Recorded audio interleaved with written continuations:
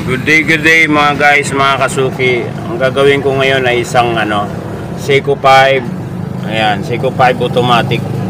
Makikita nyo basag yung salamin niya, no? Ayan. Ang tawag ng salamin na yan ay military glass. So ito. Ayan siya. Ayan, basag itong salamin ng relo. Nabagsak daw ito. Ewan ko kung ano, nabagsak ba or nauntog. Ayan, ito ang i-replace natin mga kasuki. Ayan. Ang tawag niyan military glass. Ang number niyan kasama na yan sa glass. Ayan, makikita nyo. Ito. So, nakabili na ako ng pang replacement na salamin. Ito na yun siya. Ito yung bago na ikakabit natin dito. Ngayon, itong basag na to, tatanggalin natin yan. Matatanggal yan mga kasuki, babasagin talaga yan, hindi yan natatanggal ng buo. So i-replace natin itong bago na nabili natin galing Quiapo. Itong mga ganitong mga relo mga kasuki, Seiko 5 automatic ito, bihira na itong ganito, mga model ito, mga 80s ganon, kung di ako nagkakamali, no? 80s or 90s military glass. Meron din itong panlalaki, merong panglalaki na ganito, iba-iba ang merong stainless ang kulay, ito naman is gold plated. So ayan, yun lang ang diferensya niya nakita ko kasi binuksan na natin ito. Yun lang naman ang gustong ipagawa ng may-ari itong salamin. So ayan, papalitan natin siya, kakalasin na natin yan mga kasuki. Buti nakabili pa ako ng stock ng ganito kasi madalang na daw po ito nung naganap ako sa Quiapo nito, sa bilihan ng mga piyesa namin. So, buti may nakita pa ako nito na ganitong klaseng salamin. Yan mga kasuki, military glass po ang tawag niyan kasi may number yan, 1 to 12. Yan. Pag nabasag yan, kasama yan, tanggal pati yung number niya. Okay, so ikakabit natin yan mga kasuki. So, ito na mga guys, mga kasuki, ikakabit na natin yung salamin na yan. So bago ikabit, nilalagay yan, kailangan tanggalin talaga yung makina.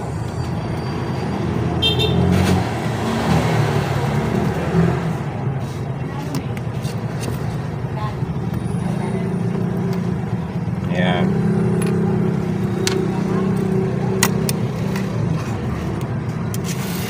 Yan, ito no.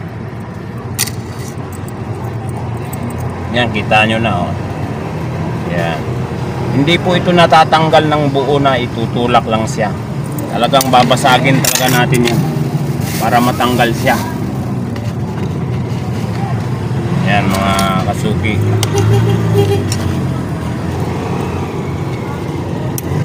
Ayan, kita nyo, nagcrack na Tik-tik talaga, tanggal talaga yan. Basagin talaga para matanggal po ang salamin.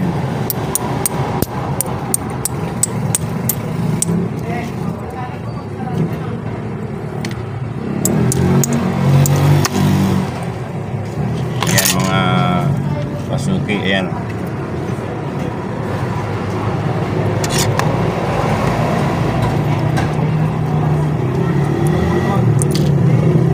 Ayan, tanggal na siya. Ito na po yung yung salamin. Ayan, ang number talaga niyan kasama sa salamin. So yan, ito yung bagong i-replace natin. Ayan ito, tatapon na natin itong mga kasuki, baka mabubog pa tayo.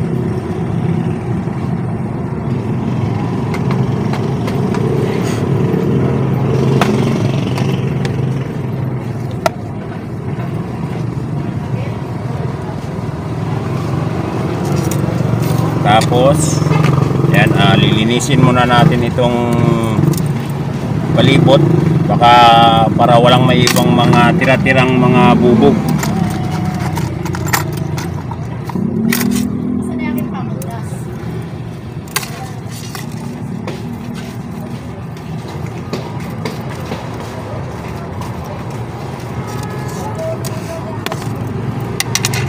Sana sakto lang siya. Kadalasan ng mga ganito mga kasuki, pagka insakto siya, i-flat lang yan. I-ano lang siya. Mapapansin ninyo, meron siyang parang itim sa palibot. Fittings yan mga kasuki, fitting, gasket fittings yan. Para pag salpak is protection sa salamin. Yun fitting gasket yan. Pero didikitan pa rin natin yan para sure na hindi siya papasukin ng tubig. Hindi siya basta-basta ma-penetrate ng tubig. Pansin nyo mga kasuki, original ito kasi yan, meron siyang nakatatak sa salamin na Seiko 5. Ayan, medyo blurb nga lang ayan, meron niya nakatatak sa salamin na Seiko 5.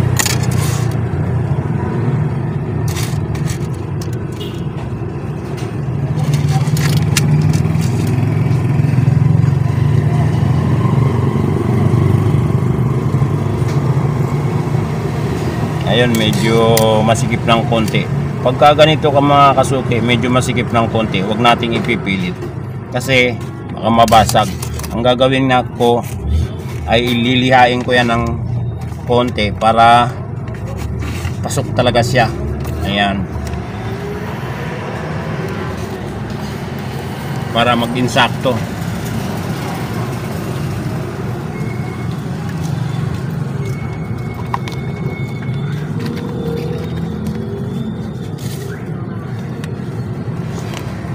Ito na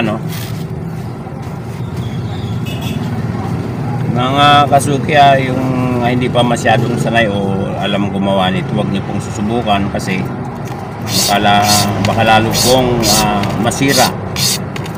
Ayan, isa ito sa pamamaraan mga kasuki na para magkasya siya doon or mag-fit siya. Itong ginagamit nating liya mga kasuki, pinong-pino ito. Yan. So dahan-dahan lang muna para ma-estimate natin yung saktong sukat na pumasok siya.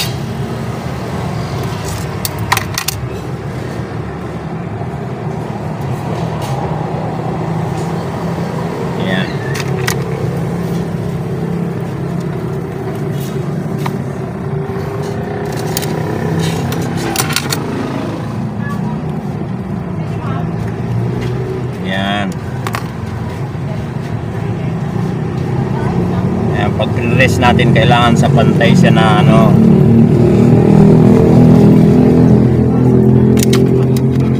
pantay siya na bagay or object para hindi po mabasag. So tine-check natin kailangan walang awang sa ilalim. Ayan, okay na ito mga kasuki. Ayan, ano lang. So makikita nyo, ito na yun siya. Ayan. Ayan, ganun lang kadali mga kasuki. Tapos ikakabit na natin itong makina. Ayan, pero lilinisin muna natin yung mga bubok.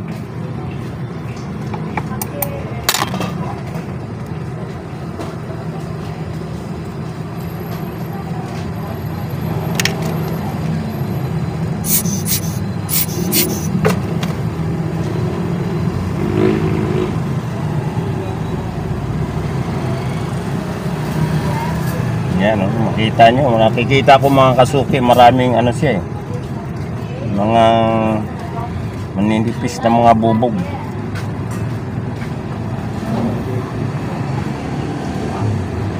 Maaari po yung bumara mga kasuki sa kamay niya,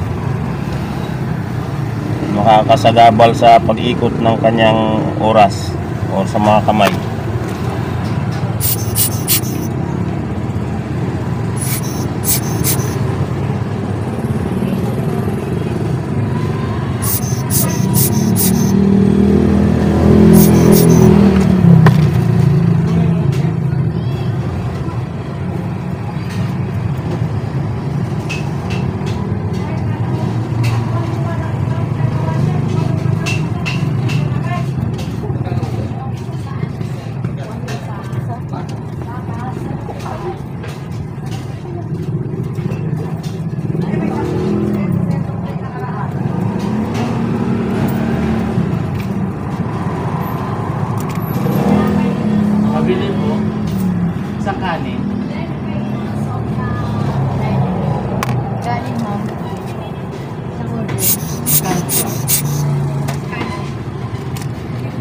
yan mga kasuki, no? Ikakabit na natin.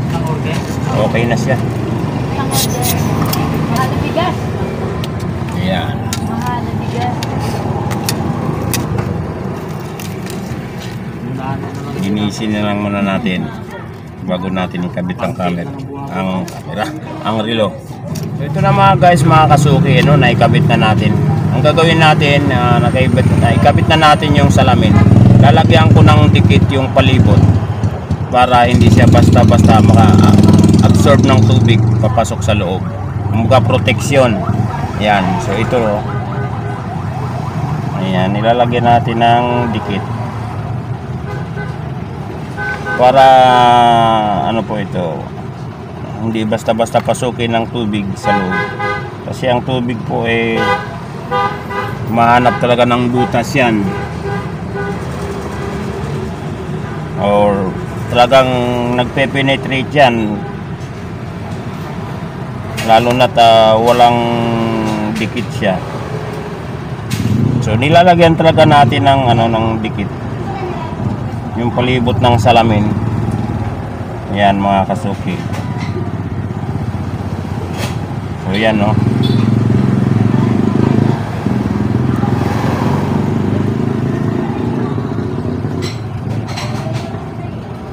Yan. So okay na ito. Meron na siyang dikit paikot para kahit na suot-suot niya ay umambon, umulan, hindi basta-basta mapasok siya ng tubig. Ayan. So, ayos na mga kasuki, mga kaibigan, mga guys. Okay na to, okay na. Tutuwa na yung may-ari nito. So, ito naman mga kasuki, isang malaking wall clock. Ayan. Kita nyo, no, isasabay na rin natin, no, ginawa natin salamin. Ito papalitan natin ng makina. So ito yung dating makina, papalitan natin ng bagong makina. Na-stock din ito dahil medyo natagalan tayong nakapamili ng makina. So yan, gaya ng dati, ang makina ng wall clock is pagka nagloko, pinapalitan na po talaga natin ng bagong makina yan. Ayan, tanggalin muna natin yung mga screw nya para bago natin makalas ang makina.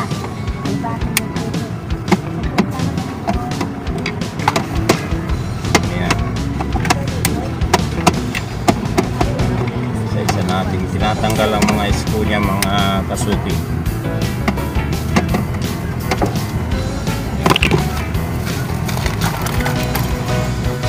Mga kasuki, nakapamili na tayo ng mga kailangan natin. Nagtiyapo ako nung nakaraang nung Lunes. So ayan, nakapamili na tayo. Sama na yun yung salamin na nilagay natin doon sa Seiko 5 na pang babae. Ayan, tanggal na natin tong salamin. Kailangan po talagang baklasin yung ibabaw na yun para matanggal natin ito mga kasuki, mga guys. Yan, kamayin lang po yan. Tapos tanggalin natin ang pagka-screw nya. Yan, tapos na natin. Ayan, ito na yung dating makina mga kasuki. Yan, papalit na po natin yung dating bagong makina. Ito yung lumang makina.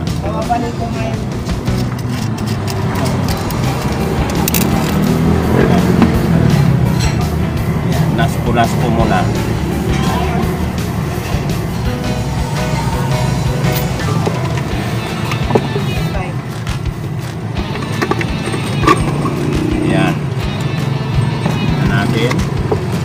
Lagyan natin ng screw.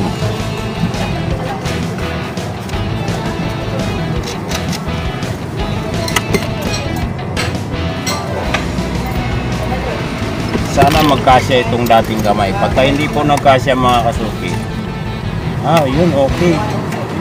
Yan, hindi na tayo magpapalit ng ibang kamay. Yan, swerte at ayos mga kasuki at okay po yung dating kamay ng makina niya. Yan. So nagkasya po siya. Yun ang ibabalik natin na kamay.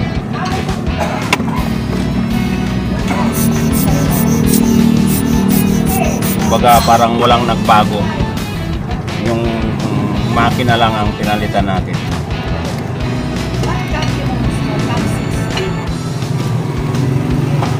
Yan.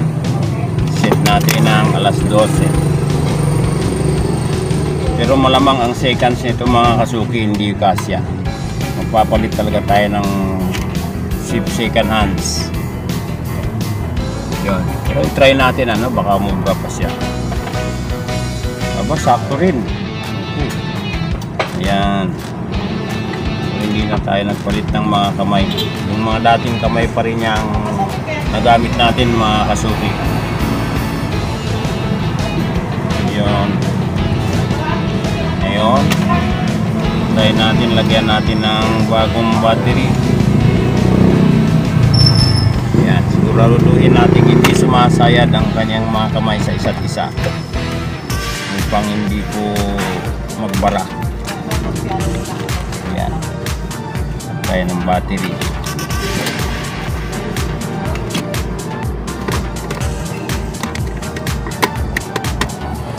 Yun. Ayos mga kasuki, okay na po. Ito na yung dating makina, bagong makina na nakakabit.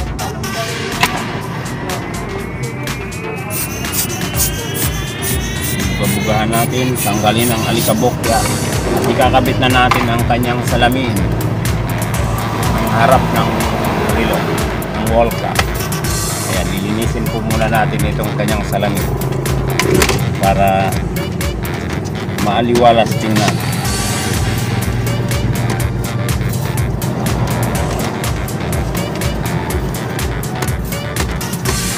Ayan mga guys, natin.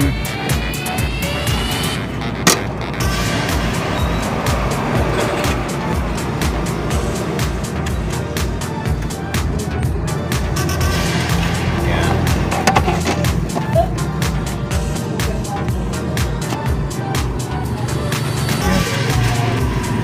Tapat-tapat na po at ibabalik na natin ang kanyang mga screw.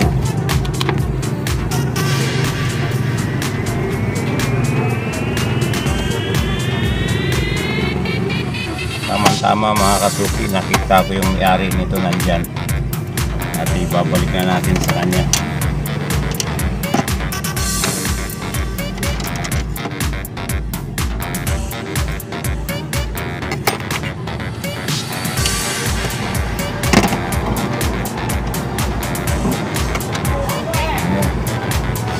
Set na po natin ang kanyang mga screw para ikot na lang tayo ng ikot.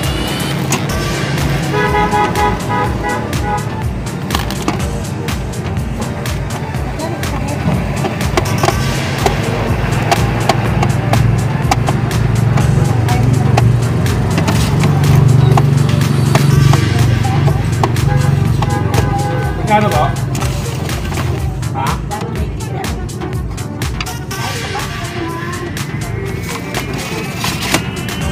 Yan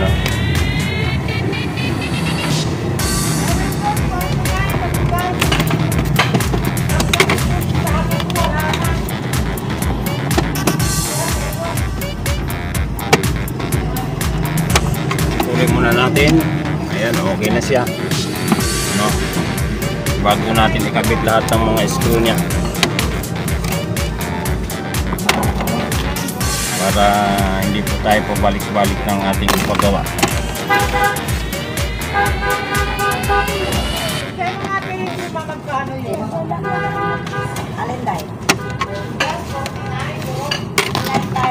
Yan, isang screw na lang.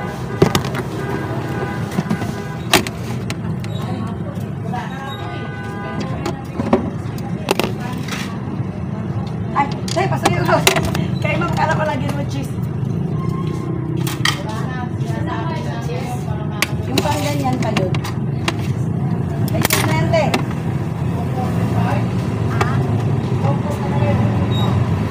Ayan mga kasuki, okay na. Naikabit na natin lahat ng kanyang mga screw.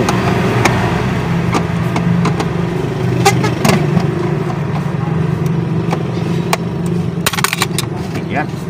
Ayos na po.